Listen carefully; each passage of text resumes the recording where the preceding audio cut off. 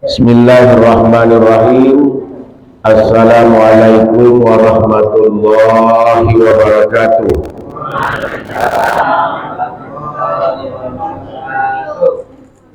Alhamdulillahi rabbil alamin. Arsala rasulahu bil huda wa dinil haq liyuzhirahu ala dini kullihi wa kafa billahi shahida.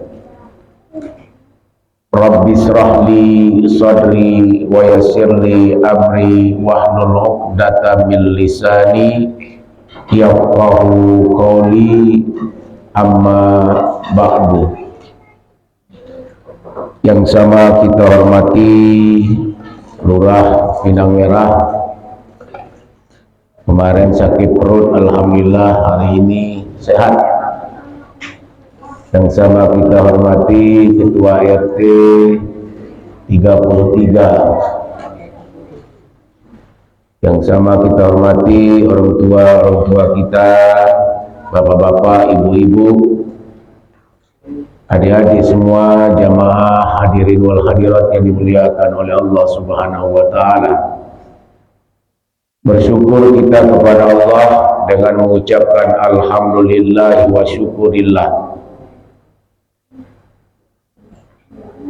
Pada pagi hari ini kita masih diberikan oleh Allah kesehatan.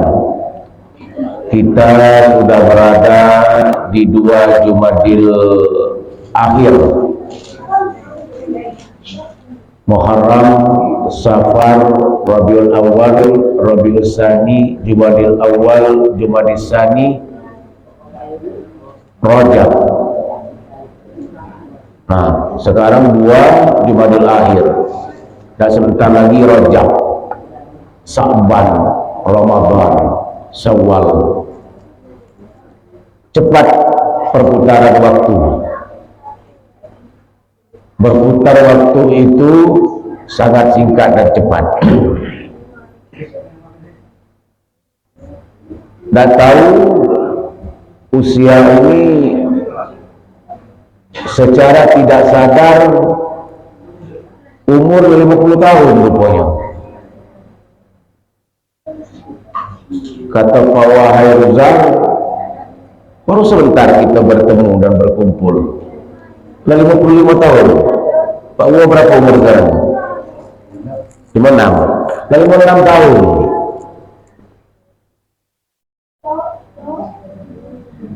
Itulah perputaran waktu yang sangat singkat. Makanya kita berdoa kepada Allah, dengan usia yang ada ini, ya Allah, berkahkan umur kami, ya Allah. Di suatu cerita dan kisah, ada anak yatim, tak punya bapak,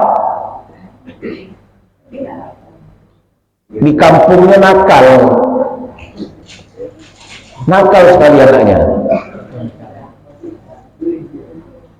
Dengan kenakalan itu tidak terkontrol sama orang tuanya, sampai-sampai anak itu saking nakalnya berangkat dan merantau ke Jakarta, ke kota besar. Kenapa? Mengadu nasib. Tapi mengadu nasib dengan kondisi masih anak-anak. Dengan tekad dan niat dia akan pulang di suatu ketika besar nanti, dia menjadi orang yang baik, orang yang berguna bagi orang banyak. Sesampai dia di kota besar, dengan usia yang makin lama makin bertambah,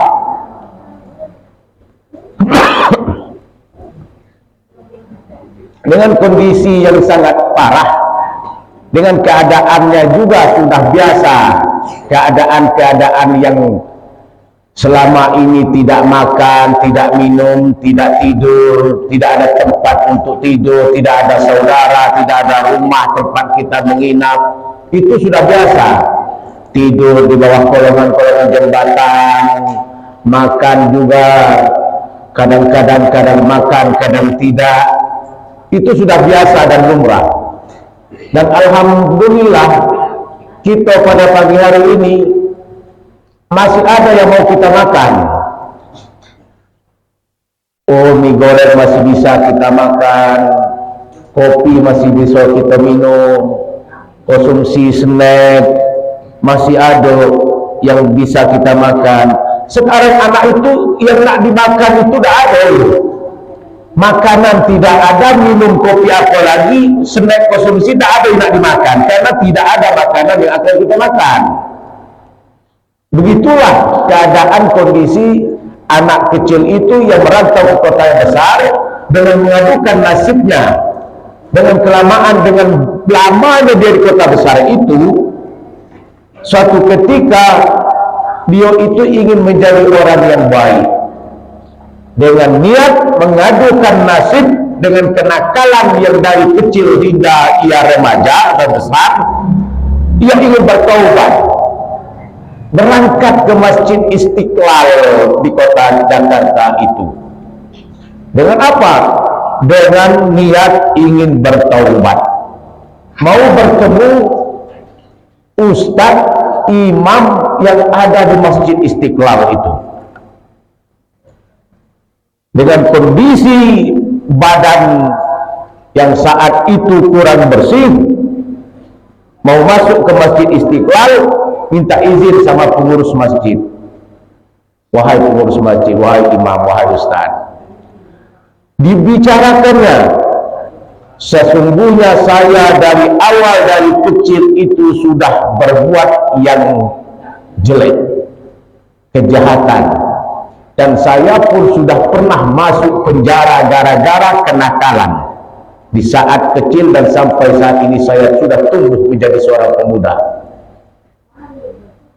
Begitu banyak gelimang dosa yang ia perbuatkan, begitu banyak yang ia kerjakan, dan saya saat ini ingin bertaubat.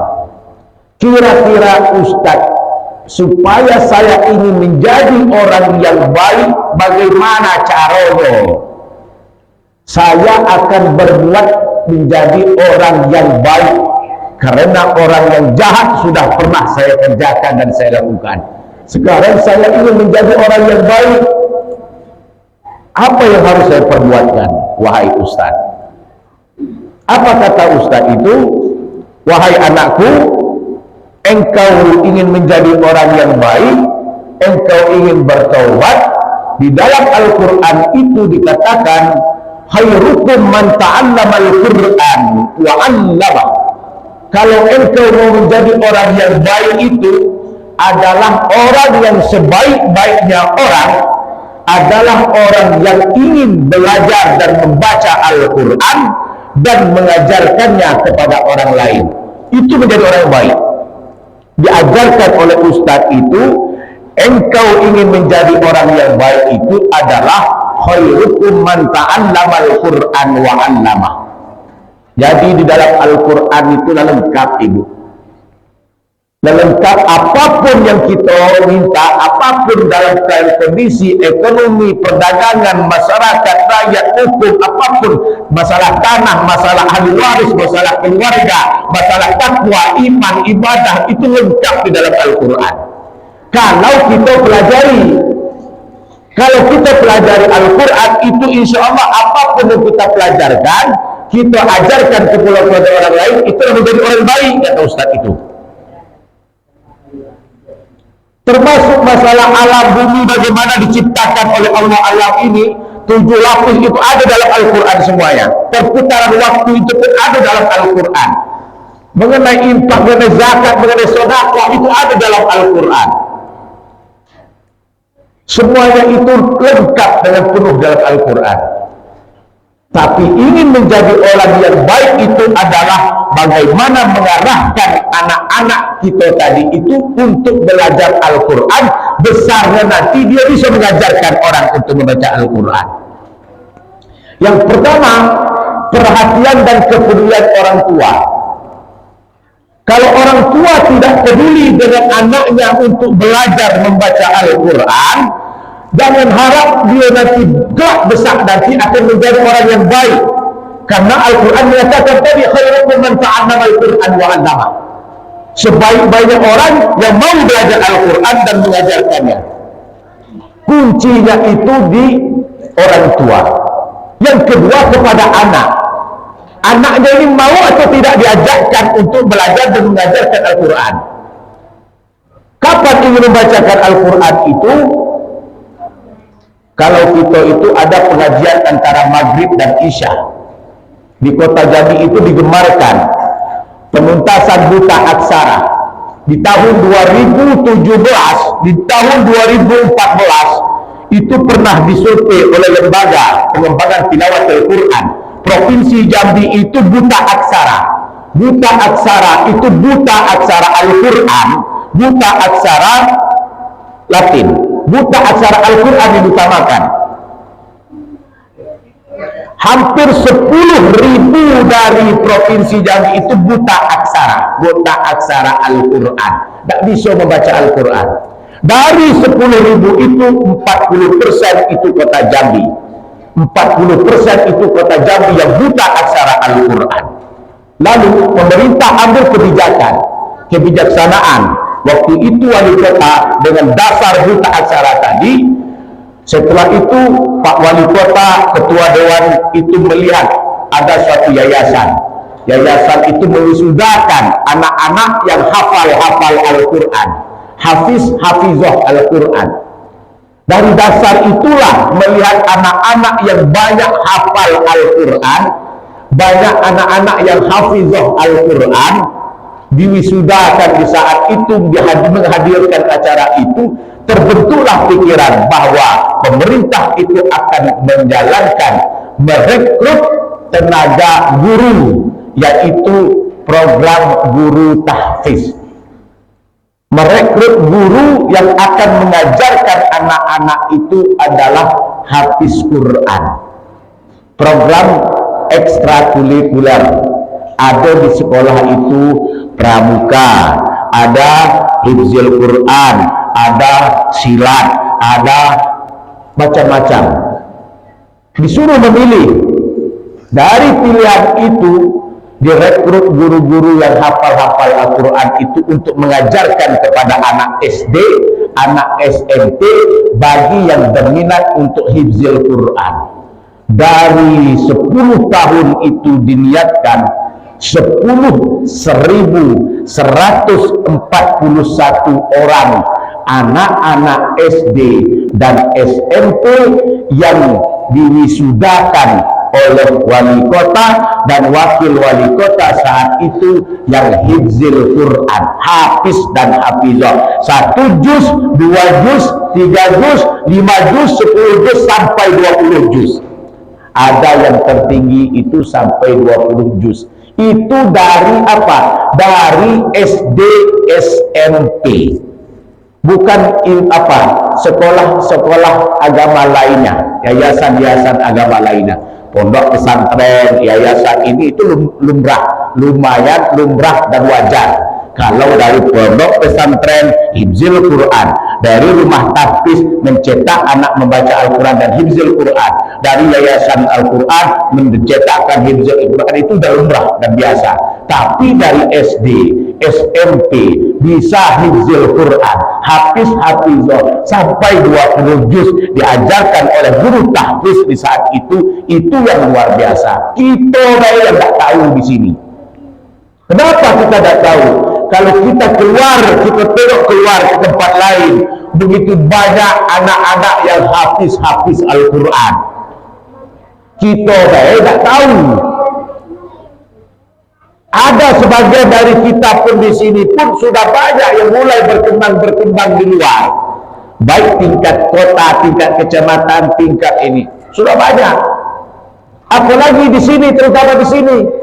Dan tidak kita benar. Contoh. Ada siapa itu? Imam itu? kepada Pak RT Ijum, ada Torik, ada si Al, ada si Adi, anak Pak RT. Itu rata-rata itu sudah habis semua itu. Minimal habis juz 30. Dirangkum secara keseluruhan, sesungguhnya di sini di tempat kita itu banyak yang hifzil Quran. Saya tanya Ijum, kamu sudah hafal berapa juz? Baru 12 juz kalau tidak salah. Saya tanya lagi si Torik kemarin. Si Torik, saya tanya Torik sudah masuk kepada 16 juz. Al-Quran, ini Al-Quran dulu. Al-Quran ini kan 114 surat, 30 juz, 6.666 ayat. Jangankan kita membacakannya, Al-Quran ini hafal di dalam kepala kita. Al-Quran ini lengkap, ini hafal, masuk dalam otak pikiran kita semuanya. 30 juz orang yang hafal. Bagaimana kita mau hafal, membaca lebih baik kita tak bisa. Buta aksara Al-Quran. Membaca ini baik kita tak bisa membaca, bagaimana mau menghafal? Di saat kita sudah memimpin surat Yasin, kita tak bisa. Kenapa? Karena kita di waktu kecil itu kita tidak membacakan dan tidak belajar membaca Al-Quran. Padahal khairukum man ta'allama Al-Quran, ingin menjadi orang yang baik tadi harus belajar membaca Al-Quran. Perhatian dan kepedulian orang tua di waktu yang sangat singkat untuk membaca Al-Quran itu adalah Maghrib dan Isya. Kita lihat Maghrib dan Isya, begitu banyak anak-anak yang ada di perumahan ini, ratusan orang. Kalau ibu jalan-jalan antara Maghrib dan Isya, Pak Susilo, itu posyandu, lapangan itu penuh anak-anak yang berbaris-baris memegangkan handphone untuk bermain-main sampai tangan pun itu ada yang kaku. Dengan apa? Dengan memencet-mencetkan iPad-nya, HP-nya. Akhirnya dengan kekakuan tadi, tangan pun ikut kaku. Saking seringnya ngomong dewek dia. Ayo, apa sidik jalan, ayo ini jalan ini, ayo. Hilang kuatannya, habis kuatannya, mati handphonenya, tangannya masih bergerak. Ngoceh dewek sampai terbawa di waktu tidur, ngigau. Ayo azam, ya lanjut. Tengok akibat apa? Akibat keterbiasaan tadi itu. Terbiasa dimulai dari kecil, kita membaca apa-apa, mengutak-ngatikkan handphone, lupa dengan Al-Quran. Sedangkan orang sudah sampai di mana perkembangannya. Sudah begitu banyak surat-surat yang pendek dan surat-surat yang panjang yang hafal. Di saat imam itu membawakan imam, salah di waktu imam itu mengucapkan ayat, bisa kita tutupi imam itu dengan menyambungkan surat tadi. Di suatu ketika kita tak hafal suratnya, yang dibaca imam itu ayat yang panjang, akhirnya diam galau-galau. Imam itu membaca surat Al-Baqarah mulai dari Alif Lam Mim. Surat yang paling panjang ini kan surat Al-Baqarah. Sampai di penghujung ayat itu dikatakan la yukallifullahu nafsan illa wus'aha laha ma kasabat wa 'alaiha maktasabat. Sampai berdoa itu ujung daripada surat Al-Baqarah tadi. Warhamna anta maulana fansurna ala qaumil kafirin. Di pertengahan surat ini mentok imam. Yang belakang tak hafal, imam juga kepanjangan. Akhirnya apa kata makmum? Imam diam, makmum diam. imam dah ada tindakan, bagaimana sholat jamaah gitu? Datang Pak Umar belakang, lanjutkan bayalah Pak Imam, ruku, batal sholat Pak Imam. Kata Pak Umar, hafal tak, nyambung tak bisa. Dah ada yang jawab belakang, imam diam, disambung tak juga bisa. Apa kata Pak Umar? Lanjutkan bayar Pak Imam, ruku. Keluar suara Pak Umar itu dari belakang itu, suruh ruku, batal. Pak Umar batal sholat. Kenapa? Mengeluarkan kata-kata lanjutkan imam, ruku baik, karena ada yang hafal, ruku baik. Seharusnya kebijakan cepat imam kalau sudah tidak hafal lagi, sudah mentok situ, diulang satu kali tak juga, langsung aja sujud, supaya tidak ada lagi keusukan belakang itu membolak balik. Ada lagi imam dibacanya surat Al-Qadar, inna anzalnahu fi lailatul qadar. Apa kata makmum belakang? Lailatul. Inna anzalnahu fi lailatul qadar. Wa ma adraka ma lailatul qadar. Lailatul kata. Pertama imam ucapkan inna anzalnahu fi lailatul qadar, disalahkan sama makmum. Lailatul, inna anzalnahu fi lailatul qadar. Karena dia dengar lailatul tadi, bersama lagi wa ma adraka ma lailatul qadar. Lailatul, disalah lagi sama makmum. Lailatul, ini tadi disuruhnya Lailatul, saya baca Lailatul, disuruhnya Lailatul, saya suruh baca Lailatul, disuruhnya Lailatul. Kenapa? Karena tidak paham dan tidak pernah membaca Al-Quran, beserta tidak pernah hafal ini Al-Quran. Jadi orang baik tadi itu diajarkan tentang satu, kalau ingin baik, khairukum man ta'allamal Quran wa 'allamah. Itu yang pertama, ada yang kedua dan ada yang ketiga. Yang kedua itu kita sambungkan besok, yang ketiga kita sambungkan besok.